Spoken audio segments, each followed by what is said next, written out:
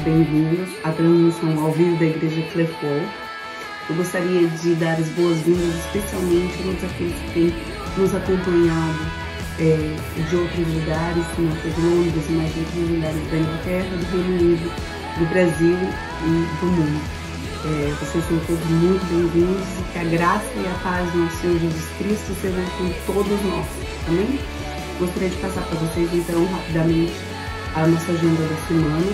Como vocês sabem, estamos passando por um momento de pandemia, né? E todas as nossas atividades presenciais estão suspensas, porém a Igreja de Cristo continua ativa, se reunindo através do aplicativo Zoom. Se você não conhece ou não baixou ainda, entre em contato conosco através das nossas redes sociais, nós podemos te auxiliar, ok? E é isso. Na segunda-feira nós temos a reunião de oração das mulheres às 20 horas. Na terça-feira temos o bate-papo dos homens às 20 horas. Na quarta-feira temos a continuação do nosso estudo bíblico também às 20 horas. Sexta-feira às 18 horas temos a reunião de jovens e às 20 horas o nosso culto nos lares, a nossa reunião semanal todos juntos. E no domingo, às 11 da manhã, o culto em inglês e às 6h30, às 18h30, o culto em português. Transmissão ao vivo, ok? Tenham todos uma boa semana. Deus os abençoe.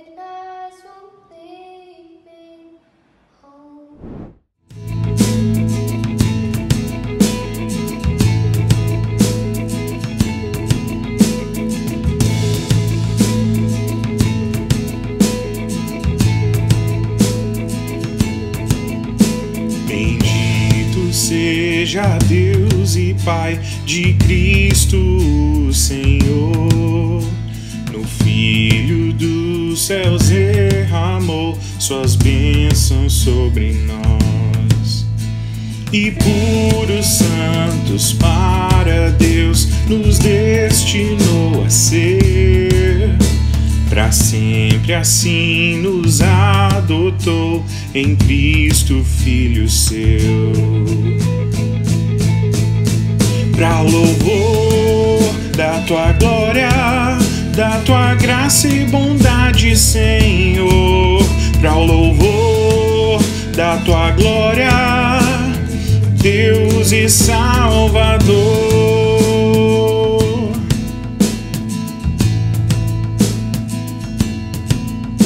Bendito seja Deus e Pai, que em Cristo a graça traz.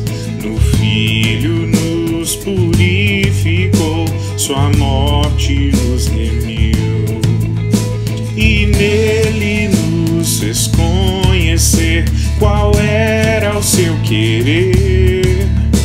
Que Cristo fosse o eterno Rei, para os planos seus cumprir. Pra louvor da tua glória, da tua graça e bondade, Senhor. Pra o louvor da tua glória, Deus e Salvador.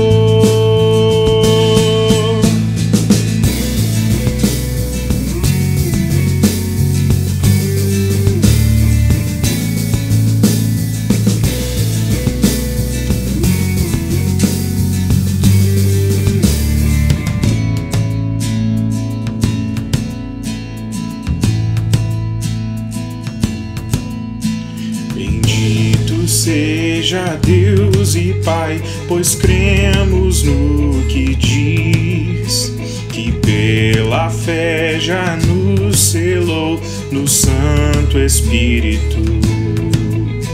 Aquele que esperança traz até a redenção, até louvarmos lá nos céus ao Trino e Uno Deus.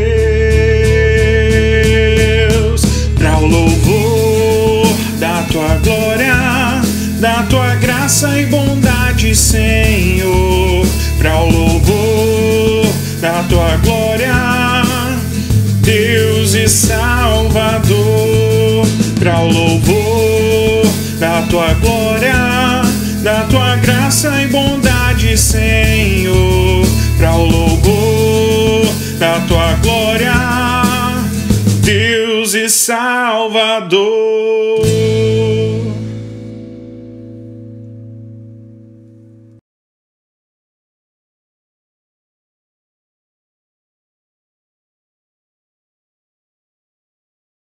Neemias, capítulo 5. Medidas contra a usura. Foi grande, porém, o clamor do povo e de suas mulheres contra os judeus, seus irmãos, porque havia os que diziam: somos muitos, nós, nossos filhos e nossas filhas, que se nos dê trigo para que comamos e vivamos. Também houve os que diziam: as nossas terras, as nossas vinhas e as nossas casas hipotecamos para tomarmos trigo nesta fome. Houve ainda os que diziam: tomamos dinheiro emprestado até para o tributo do rei sobre as nossas terras e as nossas vinhas. No entanto, nós somos da mesma carne como eles, e nossos filhos são tão bons como os deles.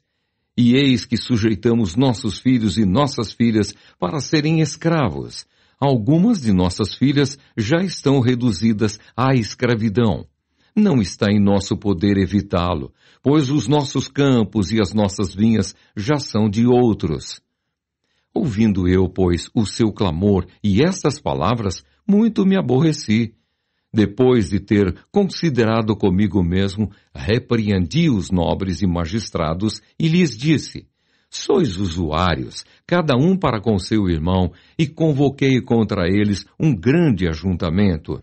Disse-lhes: nós resgatamos os judeus, nossos irmãos, que foram vendidos às gentes, segundo nossas posses. E vós, outra vez, negociaríeis vossos irmãos para que sejam vendidos a nós? Então se calaram e não acharam o que responder. Disse mais: não é bom o que fazeis, Porventura não devíeis andar no temor do nosso Deus por causa do opróbrio dos gentios, os nossos inimigos? Também eu, meus irmãos e meus moços, lhes demos dinheiro emprestado e trigo. Demos de mão a esse empréstimo. Restituí-lhes hoje, vos peço, as suas terras, as suas vinhas, os seus olivais e as suas casas, como também o 100º do dinheiro, do trigo, do vinho e do azeite que exigistes deles. Então responderam: restituir-lhes-emos, e nada lhes pediremos. Faremos assim como dizes. Então chamei os sacerdotes e os fiz jurar que fariam segundo prometeram. Também sacudi o meu regaço e disse: assim o faça Deus, sacuda de sua casa e de seu trabalho a todo homem que não cumprir esta promessa. Seja sacudido e despojado. E toda a congregação respondeu: Amém. E louvaram o Senhor, e o povo fez segundo a sua promessa.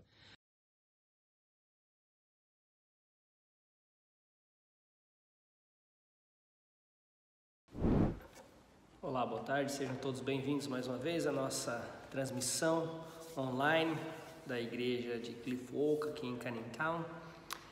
Quero convidar vocês mais uma vez para estudarmos juntos os exemplos de Neemias, o homem comum que se colocou à disposição do Deus do impossível para fazer a diferença. Deixe sua Bíblia aberta, por favor, você já deve ter acompanhado a leitura de Neemias 5 com a gente, Neemias 5, de 1 a 13, mas eu peço também que você continue com a sua Bíblia aberta, por favor. Então, nós vimos já nos capítulos anteriores de Neemias, capítulos 3 e capítulo 4, que, especialmente o capítulo 3, Neemias, ele nos ensina, na verdade, acerca de recursos que ele usou no seu âmbito pessoal para poder mobilizar e incentivar o povo a estar com ele nessa empreitada. Nós falamos sobre coordenação, falamos sobre cooperação, sobre aprovação e comunicação. São coisas importantes quando nós queremos ajuda para a realização de uma obra. No capítulo 4, nós vimos que o povo, Neemias e o povo, enfrentaram grande oposição. E nós aprendemos então como eles lidaram com essa oposição e não desistiram de continuar na obra. Hoje então, nessa primeira parte do capítulo 5, a Bíblia nos relata outro grande problema, um problema que também vai acontecer com certeza quando você se colocar à disposição de Deus para a realização de uma obra. Esse problema é que agora a oposição ou a reclamação, ela não vem de fora, mas vem de dentro, ok? Então, até agora nós vemos que Neemias lidou com os problemas externos, mas e quando o problema vem de dentro? Da onde você menos espera, daqueles que você espera que estejam do seu lado, que estejam te ajudando, te apoiando, de repente começam a reclamar, começam a levantar questões e você precisa resolver. Então é isso que nós vamos ver hoje, ok? Vamos estudar junto hoje. Primeiro, gostaria de te convidar a abrir um livro antes de Neemias, em Esdras, capítulo 1, dos versos 5 a 11, e nós precisamos entender da onde vem, ou da onde começou o problema, na verdade, ok? 90 anos antes, os primeiros judeus que voltavam para Jerusalém do cativeiro babilônico, eles vieram supridos de bens materiais. Nós vemos isso em Esdras capítulo 1, dos versos 5 a 11. Diz assim a palavra do Senhor: Então, os líderes das famílias de Judá e de Benjamim, como também os sacerdotes e os levitas, todos aqueles cujo coração Deus despertou, dispuseram-se a ir para Jerusalém e a construir o templo do Senhor. Todos os seus vizinhos os ajudaram, trazendo-lhes utensílios de prata e ouro, bens, animais e presentes valiosos, além de todas as ofertas voluntárias que fizeram. Além disso, o rei Ciro mandou tirar os utensílios pertencentes ao templo do Senhor, aos quais Nabucodonosor tinha levado de Jerusalém e colocado no templo de seu Deus. Ciro, rei da Pérsia, ordenou que fossem tirados pelo tesoureiro Mitredate e que os enumerou e os entregou a Sesbazar, governador de Judá. O total foi o seguinte: 30 tigelas de ouro, 1000 tigelas de prata, 29 panelas de prata, 30 bacias de ouro, 410 bacias de prata de qualidade inferior e 1000 outros objetos. Ao todo foram, na verdade, 5.400 utensílios de ouro e de prata. Sesbazar trouxe tudo isso consigo quando os exilados vieram da Babilônia para Jerusalém.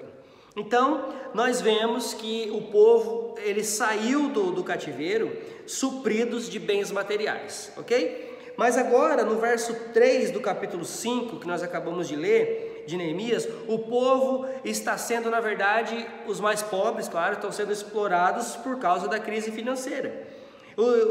Explorados não por alguém de fora, mas explorados pelo seu próprio povo. É isso que a reclamação acontece. Vocês conseguem enxergar o problema aqui? O povo não está, vamos dizer assim, reclamando ou clamando por regalias ou por luxo. O povo não está dizendo, olha, você tem mais dinheiro do que eu, a sua casa é melhor que a minha. Não é isso que o povo está reclamando. O povo está clamando por alimento, o povo está clamando por sobrevivência. É isso que eles estão fazendo, ok? Uma das primeiras coisas que aprendemos logo no início aqui é que o líder Neemias, ele enxergava pessoas. Ele não enxergava números, ele não enxergava coisas, mas ele enxergava pessoas. Ele se preocupava com pessoas. E é assim que nós devemos olhar também. Nós precisamos nos preocupar, olhar para pessoas. Não nos atentarmos a números, não nos atentarmos às coisas, mas sim pessoas, ok?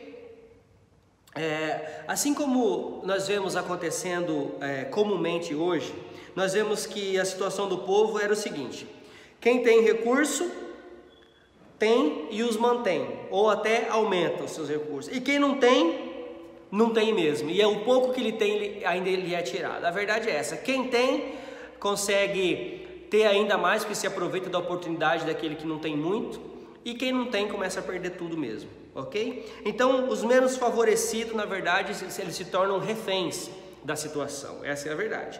Nós acabamos de ler, então, que era isso que estava acontecendo no meio do povo, ok? Então, a primeira coisa que nós identificamos, nós vamos ver os versos 1 e 2 de Neemias 5, ok? Versos 1 e 2 de Neemias 5 diz o seguinte: ora, o povo, homens e mulheres, começou a reclamar muito de seus irmãos judeus. Alguns diziam: nossos filhos e nossas filhas somos numerosos, precisamos de trigo para comer e continuar vivos. Ou seja, o primeiro problema que nós enxergamos aqui, que nós conseguimos ver, é que eles estavam literalmente passando fome. A fome era um dos problemas, ok? Mais uma vez também eu vou salientar que a reclamação não era: você tem dinheiro e eu não tenho, você tem coisas boas e eu não tenho. Não, a reclamação não era essa. A reclamação era: nós estamos passando por extrema dificuldade, nós estamos passando fome, ok? Eles estavam trabalhando duro na reconstrução, se dispuseram a ajudar nessa empreitada. Ou seja, eles estavam cheios de trabalho, mas a barriga estava vazia. E é difícil trabalhar assim, não é verdade? Então eles começaram a indagar. Por que que os nobres, eles têm e cada vez têm mais, e nós cada vez temos menos? Os poucos que nos tinham estão sendo tirados. Então isso eles começaram a falar. E a fome, ela não espera. Nós sabemos disso. A fome, ela mata. A fome, ela não dá trégua, a fome mata. A segunda coisa que nós vemos aqui, nós estamos lembrando que nós estamos identificando os problemas primeiro, para depois, então, partirmos para a solução, tá bom? Então, estamos identificando aqui os problemas. O verso 3, além da fome, o verso 3 fala de dívidas. Outros diziam: tivemos que penhorar nossas terras, nossas vinhas e nossas casas para conseguir trigo para matar a fome. A necessidade de falta de comer para sobreviver traz consigo um outro problema: dívida. Quantas vezes você já passou por alguma necessidade e acabou se endividando por causa da necessidade? Não é verdade? Qual é o pai ou uma mãe que vai ver a sua família passando necessidade para comer, para sobreviver, e não vai fazer de tudo para fornecer pelo menos o essencial? Era isso que esses homens estavam fazendo, ok? E isso gerou dívida, e isso gera dívida para nós também. Nós precisamos tomar cuidado com isso, ok? Não se parece um pouco, aí se a gente olhar bem ao redor, não se parece um pouco com o que está acontecendo hoje? Nós estamos vendo famílias se endividando, famílias entrando em cheque especial, em cartão de crédito, em empréstimos e tudo mais, para poder não passar fome, para poder não passar necessidade. O problema é que essa conta vai vir depois. Então, nós precisamos ficar atentos a essas coisas, e aqui eu não estou julgando, pré-julgando ninguém. É claro que cada um sabe da sua necessidade, mas fiquem atentos, não vá além daquilo que você vai poder cumprir depois. Não dê um passo maior que sua perna, vamos dizer assim, não é? Não faça dívida que depois você não vai poder honrar mais para frente, porque você pode fazer o empréstimo, você pode pegar o dinheiro emprestado, mas você vai ter que pagar esse dinheiro. Então tome cuidado com isso, por favor, ok? Então a necessidade começa a bater a porta, os bancos, as financiadoras começam a entrar em ação, não é verdade? Começam a emprestar, nos oferecem inclusive com prazo para começar a pagar de 3, 6 meses, 1 ano, mas vai ter que pagar. Então, nós não podemos só enxergar a necessidade do momento, nós precisamos enxergar a necessidade do momento, tentar fazer algo a respeito no momento, mas precisamos olhar para frente também e enxergar a longo prazo, senão nós nos complicamos. O verso 4 diz que também havia um problema de impostos. Olha o que diz a Bíblia: havia ainda outros que diziam: tivemos que tomar dinheiro emprestado para pagar o imposto cobrado por eles, as nossas terras e as nossas vinhas. Impostos. Então, além do problema da falta de pão, além do problema da falta de dinheiro, esse povo ainda precisava pagar imposto. Imposto abusivo. Não parece que nós estamos falando dos dias de hoje? Não parece que nós estamos falando dos nossos dias atuais? Porque é exatamente o que está acontecendo. Temos visto que pagamos cada vez mais impostos, mas os benefícios desses impostos que nós pagamos, nós nunca vemos, ou se vemos, vemos muito pouco. Era exatamente isso que eles estavam reclamando também. Então, gente, nós aprendemos muito com a história desse povo. Nós aprendemos muito com a história desse líder. Veja que ele identificou onde estavam os problemas, ele ouviu as pessoas. Nós precisamos aprender isso também. Precisamos aprender a ouvir, precisamos aprender a fazer perguntas. Lembra-se?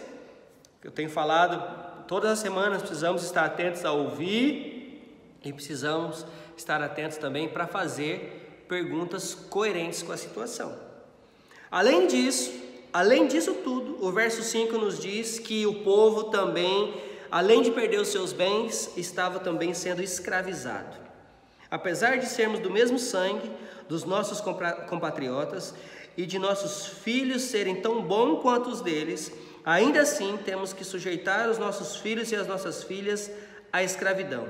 E, de fato, algumas de nossas filhas já foram entregues como escravas e não podemos fazer nada, pois as nossas terras e as nossas vinhas pertencem a outros. Veja, o próprio povo, que devia estar ali para ajudar, porque são todos irmãos, todos iguais, é o que diz aqui. O povo que devia estar ali para ajudar, o povo que devia se levantar para ajudar, estava, na verdade, cobrando juros abusivos, fazendo empréstimos abusivos e ainda tomando posse das pessoas, fazendo delas escravos. Qual tem sido a nossa atitude? Qual tem sido a nossa reação no meio disso tudo que está acontecendo ao nosso redor? Será que nós não temos agido assim muitas vezes? Nós estamos vendo gente passando necessidade e simplesmente não ligamos. Nós estamos vendo gente pedindo emprestado e nós temos como fazê-lo muitas vezes, mas também não fazemos, e se fazemos, exigimos um juro abusivo. Talvez nós não estou falando agora de escravidão propriamente dita, mas muitas vezes nós fazemos com que as pessoas se tornem nossos escravos também. Nós emprestamos, mas nós esperamos que ela nos pague, ou nós fazemos, mas nós esperamos que elas nos paguem de alguma outra maneira. Isso também é um meio de escravidão. Então nós vimos aqui que esse homem estava passando por dificuldades, não só ele, mas o povo. Mas quando eu digo ele, porque agora, vamos dizer assim, caiu tudo no colo dele. Agora ele vai precisar resolver essa situação, para que a obra não pare. Lembra que o intuito é terminar a obra, e nesse intercurso, nesse meio tempo, essas coisas vão acontecendo, e a gente tem que estar atento para essas coisas, ok? O que fazer então? Então vamos lá ver as atitudes que Neemias tomou com relação ao problema, ou aos problemas que ele enfrentou. Primeira coisa, ele se indignou. Ele se indignou no bom sentido, tá bom? Ele não ficou satisfeito com aquela situação, ok? A Bíblia diz que, o verso 6 e 7 agora: quando ouvi a reclamação e essas acusações, fiquei furioso. Fiz uma avaliação de tudo, então repreendi os nobres e os oficiais, dizendo: vocês estão cobrando juros dos seus compatriotas. Por isso convoquei uma grande reunião contra eles. Olha o que Neemias fez. Neemias, então, ele não se conformou com a situação. Mais uma vez, ele arregaçou as suas mangas. Lembra? Desde o início eu tenho falado isso. Não basta só enxergar o problema, não basta só identificar o problema. Nós temos que arregaçar as nossas mangas, orar, claro, e fazer algo a respeito. Foi isso que ele fez. Ele não se conformou com a situação. Ele arregaçou as mangas de novo e confrontou aquelas pessoas que estavam tirando vantagem dos mais necessitados. Ele foi direto ao confronto. Ele falou: olha, vocês estão fazendo errado. Isso precisa parar. Isso precisa cessar imediatamente. É necessário que nós ressaltemos aqui que Neemias, ele não se revoltou contra as pessoas. Neemias se revoltou contra a situação que envolvia as pessoas, ok? Então ele foi falar com as pessoas, mas ele não esbravejou, ele não descarregou sua raiva ou sua ira nas pessoas em si, mas ele mostrou a sua indignação com a situação. Muitas vezes nós confundimos um pouco, né, essas coisas. Ao invés de nós ficarmos irados ou chateados ou vamos dizer assim, bravos com a situação em si, nós descontamos isso nas pessoas. E nós vemos aqui que ele, apesar de lidar com pessoas, ele se atentou para a situação em si e não com as pessoas, ok? Por isso, o que Neemias fez então? Ele convocou uma reunião, ele confrontou as pessoas e apontou o erro. Mas ele não só fez isso, ele confrontou, ele apontou o erro e ele também deu a solução. Lembra que eu tenho dito para vocês que aqui também eu gosto de fazer isso com a membresia da igreja, ou com os membros, ou com os congregados da igreja. Eu não fico perguntando: gente, qual é o problema que tem na igreja? Porque se nós fizermos isso, nós caímos num erro muito grande, porque aí vai arranjar problema mesmo. Todo mundo vai apontar um problema, e os problemas, na verdade, eu já sei que existem. Pode ter um ou outro que passa despercebido, pode ter um ou outro que muitas vezes a gente não perceba, e isso é bom que alguém venha e nos diga. Mas quando eu faço esse tipo de pergunta, eu não quero ouvir só o problema, eu quero ouvir uma solução para o problema, porque o problema eu já sei que existe. Agora, o que eu posso fazer a respeito? O que você pode fazer a respeito? Agora, pensando nesse contexto todo aqui que nós estamos aprendendo com Neemias, talvez algumas dessas coisas estejam acontecendo na sua casa, no seu trabalho, no lugar que você vive, pessoas tirando vantagem de outras, até financeiramente falando, ou tirando vantagens por causa de favores que acham que vão ficar devendo para você se você fizer algo. Você tem experimentado essas coisas? A pergunta é essa. Pergunta para você mesmo: você tem experimentado? Você tem feito parte dessas coisas? Se você estiver fazendo parte dessas coisas, que foi o que Neemias fez. Ele viu que ele não estava só enfrentando o problema, mas ele estava sendo parte do problema, porque foi exatamente isso que ele disse, ok? Nos versos 8, a partir do verso 8, ele diz o seguinte, ó, e disse: na medida do possível, nós compramos de volta nossos irmãos judeus que haviam sido vendidos a outros povos. Agora vocês estão até vendendo os seus irmãos. Assim, eles terão de ser vendidos a nós de novo. Eles ficaram em silêncio, pois não tinham resposta. Por isso, prossegui. O que vocês estão fazendo não está certo. Vocês devem andar no temor do nosso Deus para evitar zombaria dos outros povos aos nossos inimigos. Eu, os meus irmãos e os meus homens de confiança também estamos emprestando dinheiro e o trigo ao povo, mas vamos acabar com a cobrança de juros. Então, Neemias, ele viu que ele estava também fazendo a mesma coisa que as outras pessoas. Então ele estava fazendo talvez sem perceber, ele estava fazendo, não sei o que estava passando na cabeça dele. Mas ele identificou, ele falou: opa, peraí, o problema não está só nos outros, o problema está comigo também. Já pensou nisso? Já pensou que muitas vezes o problema está só no outro? E Neemias não, Neemias ele não ficou olhando, não, ele olhou para si e falou assim: opa, peraí, vamos começar em mim a mudança que eu quero que aconteça nos outros. Vamos começar comigo primeiro. Eu preciso reconhecer que eu estou errado e preciso mudar, para assim eu exigir mudança dos outros. E nós aprendemos isso também, ok? Se tem uma coisa que Neemias demonstrou em seu estilo de liderança, foi o exemplo. Lembra? Ele chamou o povo para orar lá no início, mas ele orou primeiro. Depois ele chamou o povo para fazer algo, para fazer a obra, mas ele fez primeiro, ele pôs a mão na massa. Chamou o povo para o trabalho, mas ele trabalhou também, ok? Agora vemos mais uma vez ele dando o exemplo. Ele apontou o problema, sugere a solução do problema e começa ele mesmo dizendo: eu e meus homens também estamos fazendo a mesma coisa. Então vamos acabar com isso. Vamos acabar com isso. Gente, se tem uma coisa que atrapalha é quando nós colocamos uma venda nos olhos e apontamos só os problemas dos outros. É quando nós colocamos venda nas coisas que nós fazemos e achamos que fazemos tudo certo e só os outros que estão errados. Isso é autoanálise, isso é uma autocorreção. O Senhor Jesus diz que nós precisamos o tempo todo fazer isso, nós precisamos olhar para nós mesmos muitas vezes e ver o que está de errado. O próprio salmista disse-me: sonda-me, ó Deus, e me mostra. Então nós não podemos achar que o problema só está ao redor, quando o problema começa ou está enraizado em nós mesmos. Lembra que eu falei na semana passada que muitas vezes o nosso inimigo é aquele que eu vejo quando eu olho no espelho? Eu mesmo. Então Neemias enxergou isso. Esse homem temente a Deus enxergou isso e fez algo a respeito. Muitas vezes nós ficamos indignados com muitas coisas ao nosso redor, mas nós estamos fazendo exatamente a mesma coisa, se não pior. Outro dia, deixa eu dar um exemplo para vocês.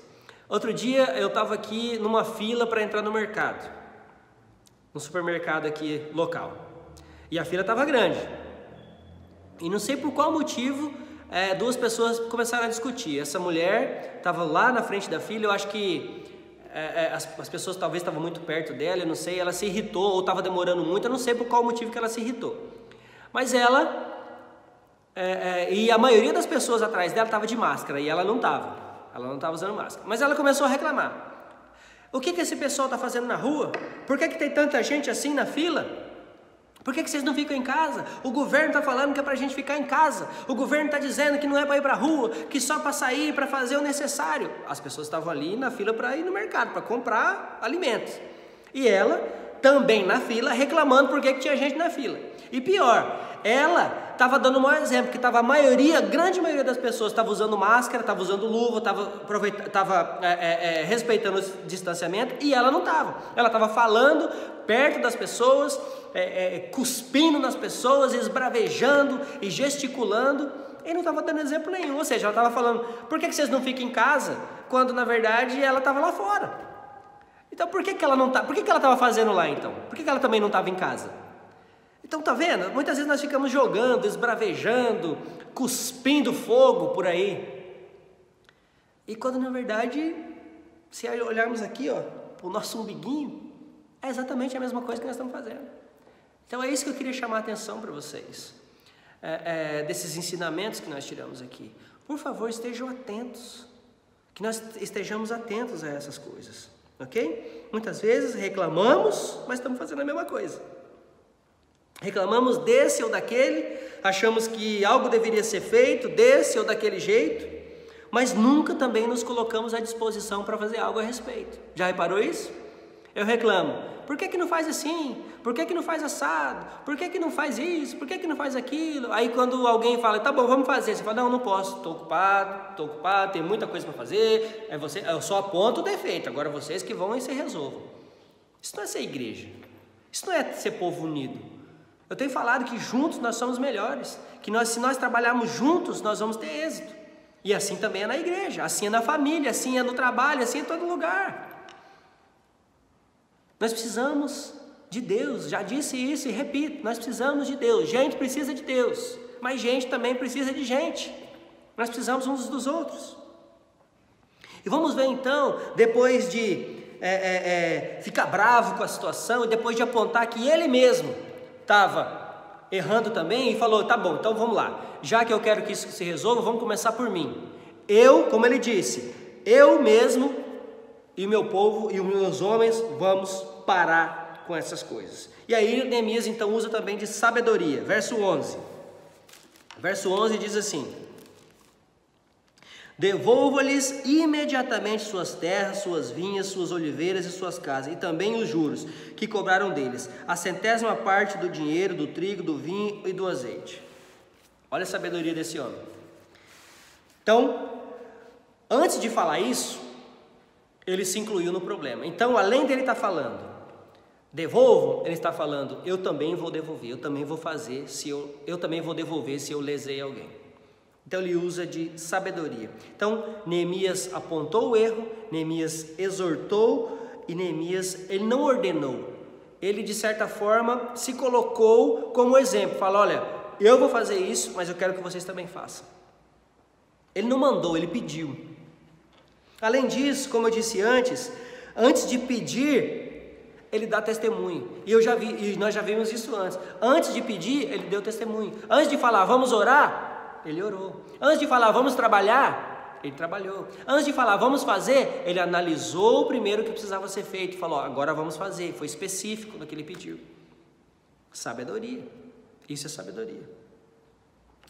Quando nós tratamos, quando nós tomamos todos esses passos, aqui como se fosse uma cartilha, né, para identificar o problema, que nós acabamos de ver hoje aqui. Então nós vimos, primeiro ele identificou o problema, ele entendeu qual estava sendo o problema, ok? A fome, as dívidas, o imposto, a escravidão, e então ele falou, ok, o que nós podemos fazer então?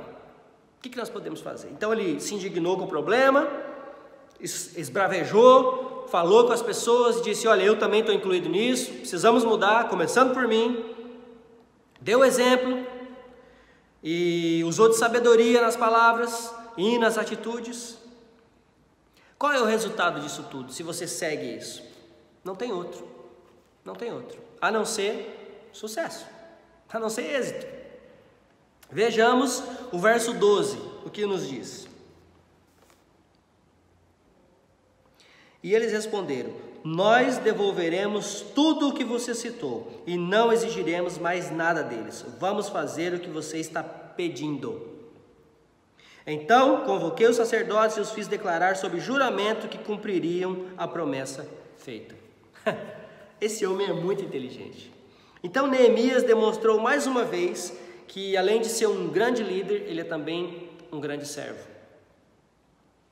Neemias, assim como nós temos exemplos no Novo Testamento do Senhor Jesus, do próprio apóstolo Paulo, do apóstolo Pedro, exercendo papéis fundamentais de liderança, mas eles eram servos. O Senhor Jesus, claro, o maior deles, o Senhor Jesus, ele ensinava e demonstrava, ele falava e fazia, ele dizia o que deveria ser feito, mas também servia. Esse é o maior exemplo de todos, nosso Senhor Jesus.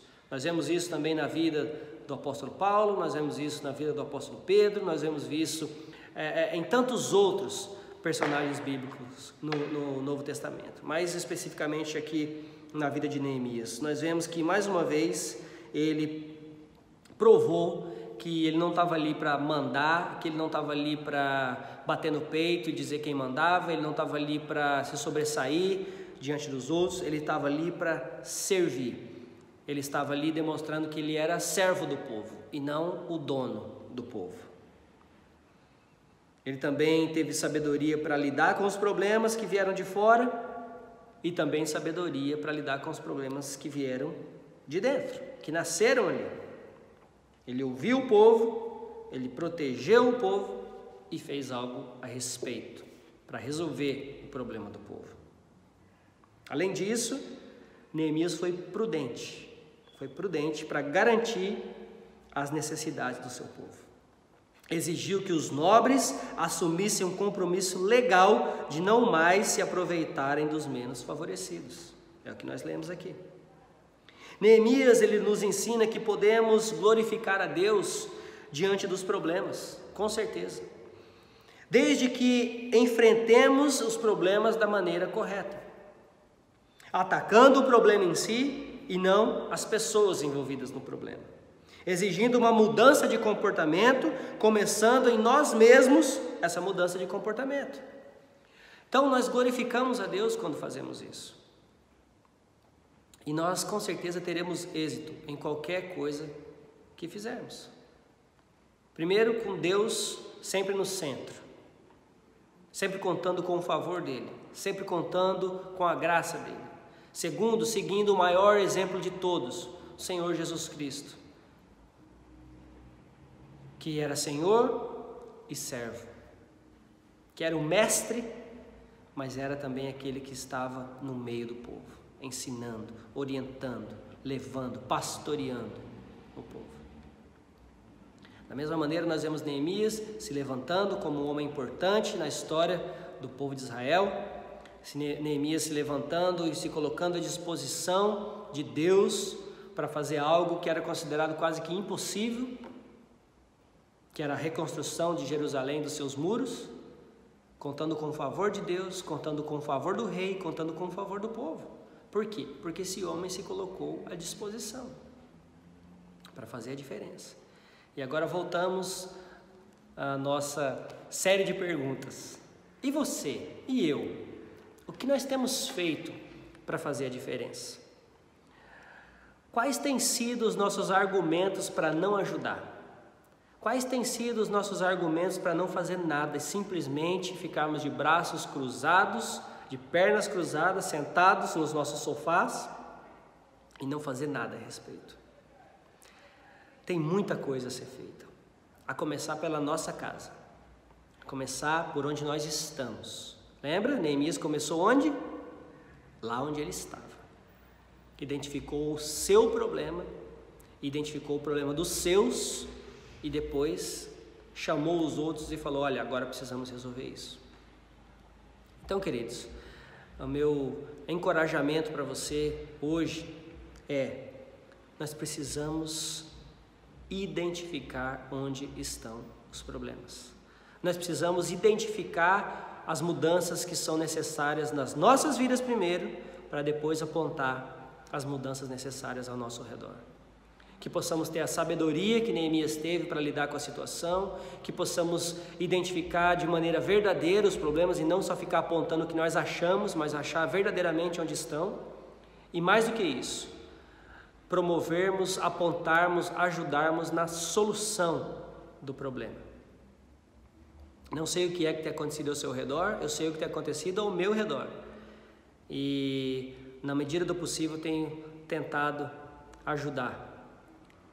E você? O que você tem feito a não ser ficar reclamando? O que você tem feito a não ser ficar apontando e esbravejando aqui e acolá e não fazendo nada a respeito? Então esse é o meu encorajamento para mim, para a minha vida e para você, de acordo com esses exemplos que nós acabamos de aprender aqui. Seja corajoso. Enxergue os seus erros. Aponte os erros dos outros também, sem problema. Mas faça algo a respeito. Assim nós vamos ter êxito. E claro, com certeza, sempre contando com o favor de Deus. Que o Senhor possa te abençoar, que o Senhor possa continuar nos fortalecendo e nos usando para a honra e glória dEle. Amém? Vamos orar? Pai Santo, obrigado, Senhor, pela Tua palavra. Obrigado, Senhor, pelo exemplo desse homem que está aqui contido na Tua palavra, Senhor Deus. Se este livro está aqui, é porque o Senhor quer que nós aprendamos algo com ele, Senhor Deus. Obrigado pela vida de Neemias, obrigado porque o Senhor usou esse homem de maneira extraordinária e nos mostra, nos prova que se nós nos colocarmos à disposição do Senhor, o Senhor pode fazer grandes coisas através das nossas vidas, ó Pai. Ajude-nos a sermos sábios, Senhor, nós te pedimos. Ajude-nos, Senhor, a lidarmos com as dificuldades que aparecem ao nosso redor, ó Pai. Ajuda-nos, ó Pai, a sermos sinceros com nós mesmos, mas ajuda-nos também, Senhor, nos dando ferramentas, nos dando coragem, Senhor, para lidar e ajudar na solução dos problemas, ó Pai. Em nome santo de Jesus, Senhor, nós glorificamos o Teu nome por tudo que o Senhor tem feito, por tudo que o Senhor ainda vai fazer, Senhor Deus. Nós adoramos a Ti, Senhor. Em nome de Jesus nós oramos. Amém. Amém. Ok, então quero desejar também um feliz aniversário para aqueles que fazem aniversário de hoje, domingo, até o próximo domingo, durante esta semana. Que o Senhor te abençoe, te guarde, e gostaria de convidar você agora para abençoarmos uns aos outros. Que a graça do Senhor Jesus Cristo, o amor de Deus e a comunhão do Espírito Santo seja com todos vocês, hoje e para sempre. Amém. Que você tenha uma semana abençoada, uma semana produtiva e efetiva no Senhor Jesus. Amém?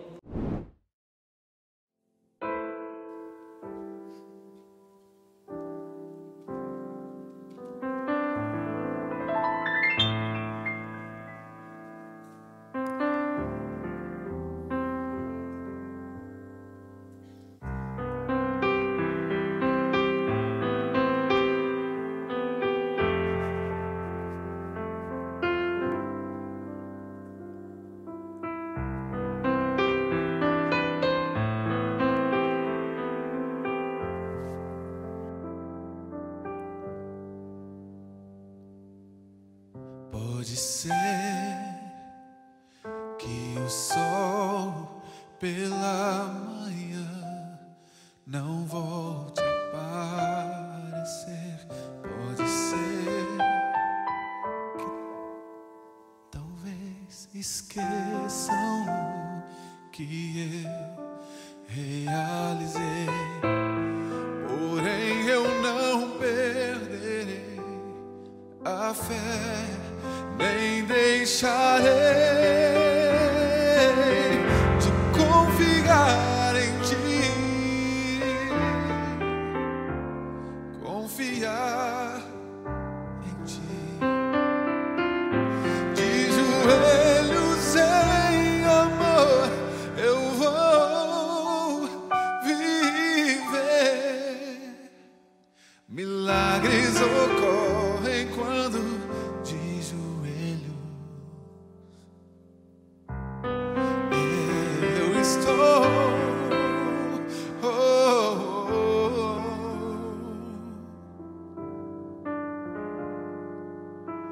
Pode ser que a dor um dia se transforme em amor. Pode ser que afinal, ao invés de angústia, tudo seja paz. E quando o bem vencer o mal, não deixarei de confiar em Ti, Jesus, confiar em Ti.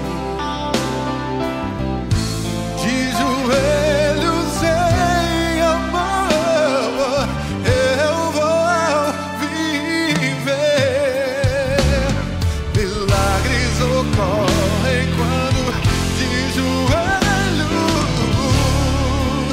eu procuro entender o que Deus quer da minha vida. Milagres ocorrem quando de joelhos estou.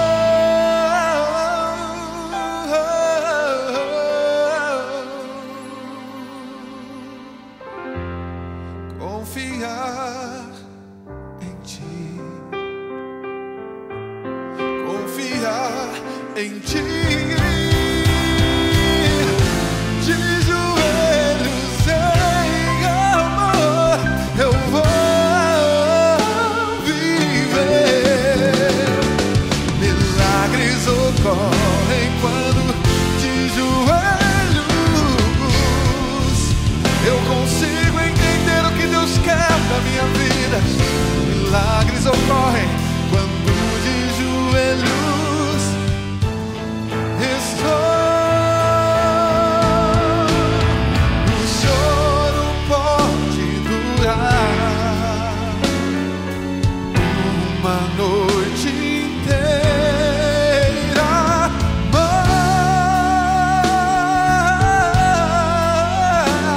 mas eu profetizo sobre a sua vida. Não desista, o socorro está chegando. Em nome do Senhor Jesus, não olhe para trás. Deus responderá. Deus responderá.